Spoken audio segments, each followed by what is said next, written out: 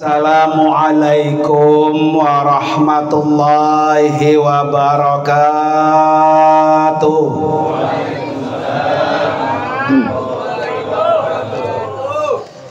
Bismillahirrahmanirrahim. Alhamdulillah. Alhamdulillahilladzi khalaqal mauta wal hayata liyabluwakum ayyukum ahsanu amala. Asyhadu an la ilaha illallah wahdahu la syarikalah wa asyhadu anna sayyidana wa nabiyyana Muhammadan abduhu wa rasuluhu la nabiyya wa la rasula ba'dah. Allahumma fasalli wa sallim wa barik ala sayyidina Muhammadin wa ala alihi wa ashabihi ajma'in, amma ba'du. Hadratil mukarramin wal mukarramat, para bapak dan ibu, wabil khusus yang sama-sama kita hormati dan kita doakan sahibul bait Bapak Haji Abdur Raqib. Kita doakan biar Allah kasih kesabaran, Allah kasih kekuatan, dan Allah ganti yang lebih baik. Amin Pak. Dan juga kita doakan khusus untuk almarhumah Ibu Hajjah Tuti Alawiyah binti Bapak Kiai Haji Muhammad Aswad. Kita doakan almarhumah Allah ampuni dosa-dosanya, Allah terima amal ibadahnya, Allah tempatkan kuburnya raudhah min riyadil jannah. Dan kita bersaksi bersama almarhumah min ahlil khair, min ahlil khair. Yang juga sama-sama kita hormati orang tua kita, guru kita Al-Mukarram Bapak Kiai Haji Muhammad Aswad. Beliau ini Masya Allah Pak, usianya 82 tahun. Mantala umruhu wa hasuna amaluhu Pak ya. Orang yang Allah kasih panjang umur, amalnya juga apa? Baik. Kita doain biar husnul khotimah, sehat wal afiat Pak ya. Yang juga sama-sama kita hormati yaitu Bapak Kiai Haji Dr. Nur Hamim MA. Saya ketemu dengan beliau di sini 2019 saat Ratibul Haddad almarhumah. Baru ketemu ini lagi. Alhamdulillah Allah kasih kesempatan yang kedua untuk bisa berjumpa. Dan terima kasih Kiai. Salam Ustazah, Masya Allah, jadi malu saya ini. Ya, kalau pagi-pagi habis subuh YouTube saya disetel sama beliau. Ya Allah, mudah-mudahan doain manfaat ya. Kapan-kapan nanti bisa silaturahmi. Yang juga sama-sama kita hormati guru kita Al-Mukarram Bapak Kiai Haji Muhammad Maksum Muhajir SPD. Dan juga yang sama-sama kita hormati guru kita Al-Mukarram Bapak Kiai Haji Dr. Hasim Mahdali MPD. Dan juga guru kita sahib saya ya, Bapak Kiai Haji Muhammad Budi Santoso. Alhamdulillah ketemu ya, di sini jarang-jarang ketemu Pak. Ketemunya di majelis. Masya Allah ya, majelis penuh dengan para malaikat-malaikat Allah. Juga sama-sama yang kita hormati yaitu Bapak Kiai Haji Syafi'uddin MPD yang dikenal dengan Ustadz Dani. dan juga para guru-guru dari Tambun. Ada guru Haji Saadi, ada guru Khatib, guru Ali Ibrahim ya. Alhamdulillah. Dan ini juga ada rekan saya bareng tadi, Bapak Haji Dr. Andes Zaini yang berangkat haji bersama-sama almarhumah. Para guru-guru, para orang tua, mohon maaf yang sebesar-besarnya kalau tidak saya sebutkan nama-namanya. Insya Allah tidak akan mengurangi sedikit pun rasa takzim dan hormat saya kepada semuanya. Para bapak, para ibu, hadirin dan hadirat sekalian, jamaah majelis tahlil yang dimuliakan oleh Allah Subhanahu wa taala. Malam ini alhamdulillah almarhumah ini sangat luar biasa. Saya haji Pak bersama beliau 2019, haji terakhir. Setelah itu Covid. Bulan Agustus hari miladnya beliau. Bulan Agustus, tuh fotonya ada. Disuapin sama Pak Haji Abdul Raqib. Waktu haji tinggal di Misfalah. Tapi kata almarhumah, guru, ayo hari ini ulang tahun saya, tolong bawa saya ke Tower Zamzam. Kita makan apa kayak di sono? Nah, itu Tower Zamzam tuh Pak, kenangannya. Belum lama beliau datang ke kantor saya bawa teman-temannya di SD, mau berangkat haji, pengen banget berangkat umroh, guru doain. Ya, ternyata Allah lebih sayang. Malam ini para bapak hadis sekalian, saya akan sampaikan 3 kebahagiaan beliau. Ya. Beliau sudah enak Pak, sudah bahagia, sudah senang di alam kubur. Kenapa Pak? Kata Nabi, innal mauta khairun lil mukminin. Sesungguhnya kematian untuk orang beriman itu lebih baik. Jadi Pak Haji Raqib ya, gak usah sedih lagi, gak usah. Itu yang terbaik. Ya, itu yang terbaik. Dan almarhumah Pak bahagia.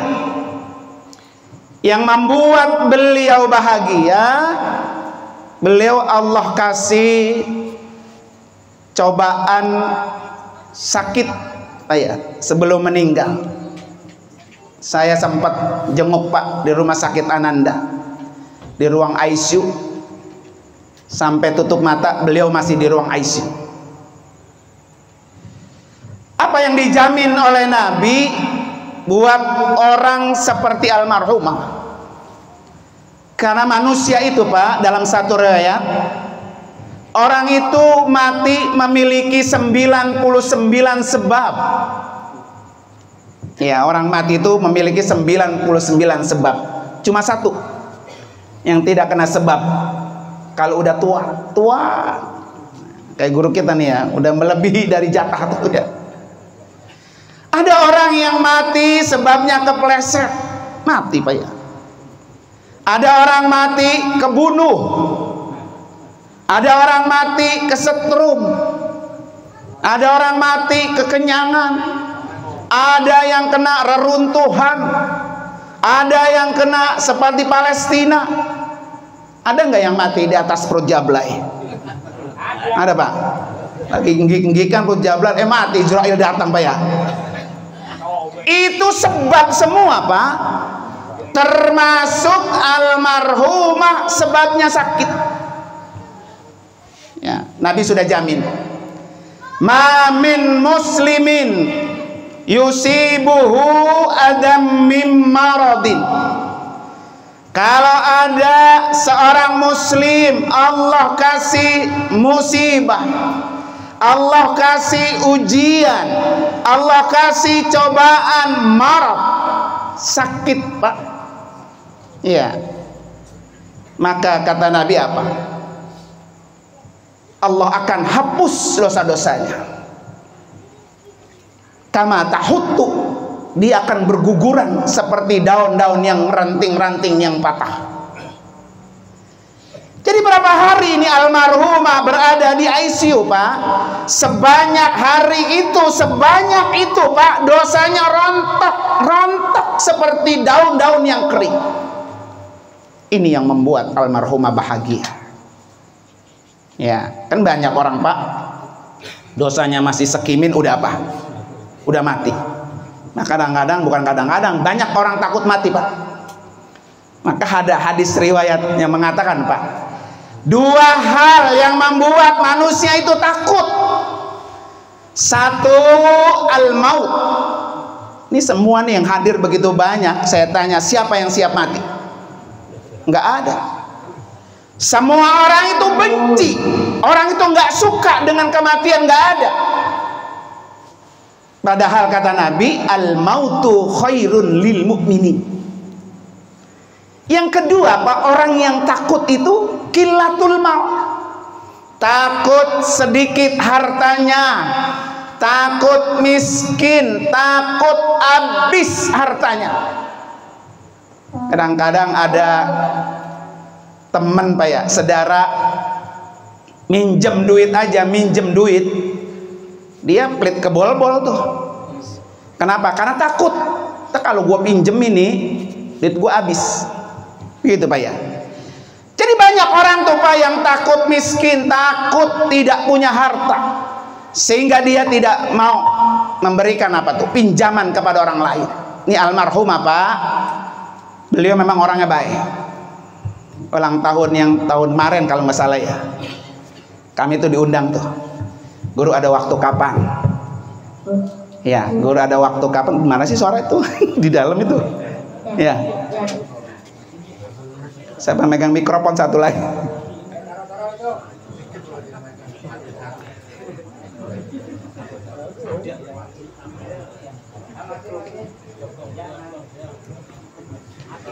Jadi tahun lalu tuh, Pak, saya ditelepon almarhumah, guru ada waktu kapan? Saya mau pengen ngajak makan guru. Di mana? Ponyok, Pak, di Ponyok. Bareng-bareng. Memang beliau orangnya baik. Ya, murah. Insya Allah, Pak, ya, dengan kemurahan beliau ini, itulah yang membuat beliau pulang kampung menghadap Allah dalam keadaan bahagia. Pak, ya. Jadi setiap orang tuh, Pak, kalau ditanya takut dia sama miskin. Tetangga minjem dibilang nggak ada, saudara minjem dibilang nggak ada. Bahkan lebih parahnya, Pak, kalau ada orang tua itu datang ke rumah, gue nggak punya beras pisan, ini gue minjem apa sama anak, begitu, Pak. Nah, ini nauzubillah, Pak, ya. Itu yang ditakutin oleh setiap manusia. Tapi insya Allah, Pak, dengan cobaan sakit yang berkepanjangan ini, Pak, ini yang akan menggugurkan dosa-dosa almarhumah, rontok habis, kembali kepada Allah dalam keadaan bersih. Ya, kita pun begitu, Pak. Jangankan kita, Pak, ya, Nabi aja, Pak, Nabi ketika Isra dan Mi'raj kan mau ketemu Allah, Pak, di Sidratul Muntaha. Apa yang dilakukan, Pak? Dibersihkan dulu, Pak, hatinya. Jangan sampai ada penyakit hati, jangan sampai ada dengki, hasud, iri. Dicuci hati Nabi dengan air Zam-Zam karena ingin bertemu dengan Allah Subhanahu wa ta'ala. Itu Nabi, orang yang nggak punya dosa. Apalagi kita, ya, yang dosanya seapa, Pak? Sealahim gambreng kalau kata orang sana, ya. Sudah seharusnya, Pak, hati kita bersihkan. Ya, jangan sampai ada penyakit dengki sama orang, sama tetangga, sama saudara, benci nggak habis-habisnya. Gedek buat sama dia sampai mati, gue nggak maafin dia tuh, gitu, Pak, ya. Itu berarti hatinya sudah apa tuh? Sakit. Ya, sudah penyakitnya. Makanya ada satu doa, Pak, dari Nabi. Nabi itu hatinya dia bersinar. Kenapa Nabi itu, Pak, Isra dan Mi'raj cuma semalaman saja sampai ke Sidratul Muntaha? Kenapa Pak? Karena Nabi itu nur, cahaya. Rasulullah itu cahaya. Maka ketika cahaya itu Pak keluar, dia tuh sekejap mata. Ini lampu Pak, kalau di tombolnya dimatiin, sekejap mata mati. Dan sekejap mata terang. Begitu Rasulullah ketika diangkat ke Sidratul Muntaha, sekejap mata. Karena hati Rasulullah itu cahaya. Apa doa yang beliau baca Pak? Allahumma ja'al fi qalbi nura. Ya Allah, jadikan hati saya itu cahaya. Jadi karena hatinya cahaya Pak, beliau tuh nggak pernah benci dengan orang lain, nggak pernah punya rasa dendam dengan orang lain, sama siapa aja akur, nggak pernah iri walaupun orang lain hidup dengan bergelimangan harta. Nanti Bapak kalau datang ke Madinah, coba lihat berapa luas rumah Nabi. 4 meter kali 4 meter Pak. Rumah orang sini Pak lebih gede daripada rumah siapa? Rasulullah. Karena hatinya yang selalu Nabi minta, Allahumma ja'al fi qalbi nura. Bahkan bukan hatinya doang Pak, panjang nih doanya Pak. Allahumma ja'alni fi qalbi nura, wa fi sam'i nura, wa fi basari nura, wa fi amami nura, wa fi fawqi nura, wa fi tahti nura, wa fi fawqi nura, wa fi shimali nura, wa fi yamani nura, wa ja'alni nura, wa zidni nura. Itu doanya. Ya Allah, jadikan saya cahaya. Jadikan saya cahaya ya Allah. Tambahkan saya cahaya. Nah ini Pak perlu kita amal ini. Doa dari Rasulullah. Kalau hati kita cahaya Pak, nggak pernah benci dengan siapapun, nggak pernah iri dengan siapapun, nggak pernah orang lain kita anggap musuh. Ini almarhum apa tuh begitu tuh Pak. Orangnya riang. Kalau kata orang Jumalang, gepiak. Kayak gepiak, enak aja udah pokoknya. Kalau ada beliau nih almarhumah udah rame aja dah. Ya, artinya apa Pak? Kalau orang gepiak sama siapa nggak ada musuhnya. Ya, ini kan kadang udah datang majlis, tangannya doang dipanjangin, matanya sama lehernya nyenslong kemana tahu Pak ya. Karena gue gede ketemu dia, dia datang lagi di sini lagi ada dia tuh ya. Nah, ini berarti hatinya ada apa tuh? Ada penyakit. Ya, jadi Pak Haji Rokib insya Allah almarhumah bahagia. Bahagia yang kedua, almarhumah ini Pak, profesinya profesi Rasulullah, yaitu profesi seorang guru. Di mana ada satu riwayat mengatakan apa? Kata Nabi, innama bu'istu mu'alliman. Saya ini kata Nabi diutus ke dunia ini sebagai seorang guru. Maka bangga orang kalau jadi guru. Dan salah satu bukti kalau beliau ini Pak pahalanya ngalir apa? Man 'allama ilman. Orang yang punya ilmu diajarin. Iya, apalagi ngajarin piak-piak Pak. Ngajarin piak itu lebih susah Pak. Belum kenal A, belum kenal ba, belum kenal ta, diajarin. Enakan ngajarin mahasiswa. Enakan ngajarin udah kelas aliyah Pak daripada ngajarin apa tuh? SD atau PAUD Pak. Pahalanya besar. Kalau satu huruf Pak, seandainya dibayar dengan 1 dirham, berapa juta huruf yang sudah diajarkan oleh almarhumah. Ini yang pahalanya terus mengalir. Masya Allah Pak. Kita belum tentu bisa. Ya, orang yang punya ilmu diamalkan. Inilah seprofesi dengan apa tuh? Rasulullah. Jadi kalau tadi Dokter Hakim Pak ya, sedih Pak ya. Orang Pak kalau mati yang lingkungannya, saudaranya sedih Pak, itu tanda orang baik. Coba Bapak lihat. Kita kalau ada anak lahir Pak, senang apa sedih tuh? Senang. Alhamdulillah anak gua lahir. Jadi juga gue lanang gitu Pak ya. Karena anak apa tuh? Lahir. Banyak orang yang tidak bisa melahirkan anak. Jadi ketika bayi lahir Pak, orang di sekelilingnya, bayinya nangis, orang di sekelilingnya gembira. Tanda dia hadir ke dunia dengan selamat, bahagia. Yang lahir nangis, sekelilingnya apa tuh? Bahagia. Tapi sebaliknya para bapak sekalian, kalau orang ini baik, orangnya yang mati senang bahagia, sekelilingnya apa? Nangis. Saya yakin nih Pak, kan ada riwayat ya Pak. Dulu ada keranda digotong, ya, yang meninggal orang mukmin digotong.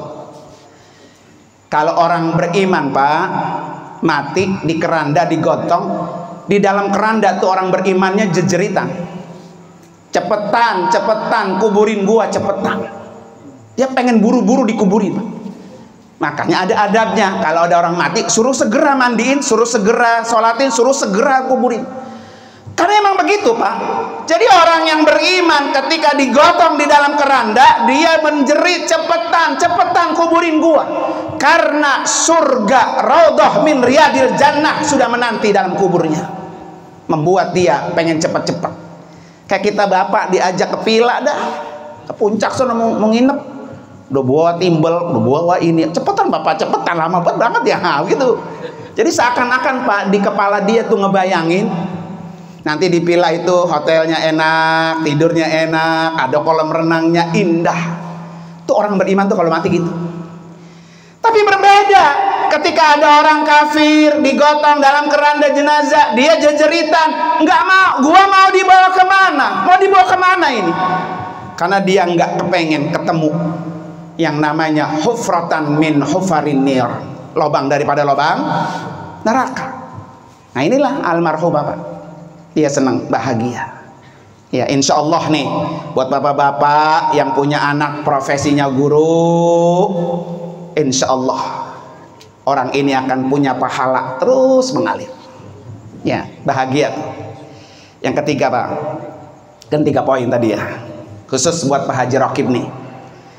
Kalau pengen almarhumah masuk surganya gampang, ya pesan Nabi apa? Ayyumam ra'atin matat wa zaujuha radin anha. Kalau ada istri meninggal dunia, suaminya ridho, suaminya ikhlas, dakhalatil jannah ayyu syi'ti, dia akan masuk surga di mana yang dia mau. Oh, luar biasa tuh. Ya. Maka Pak Haji Raqib ini akan berperan sebagai bapak, sebagai ibu. Kalau kemarin waktu almarhumah hidup, almarhumah berperan sebagai bapak, sebagai ibu. Ya. Ini kata beliau begitu, kata Haji Raqib ya. Almarhumah itu guru, ya Allah.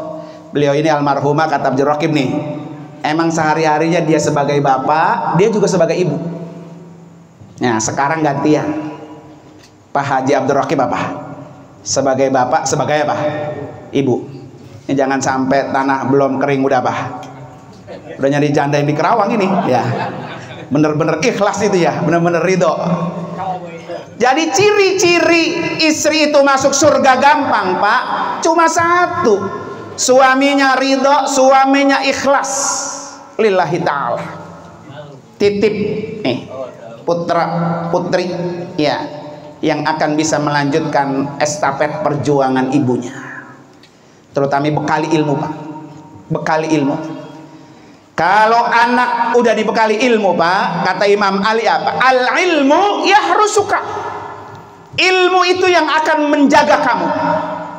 Ilmu itu yang akan melindungi kamu.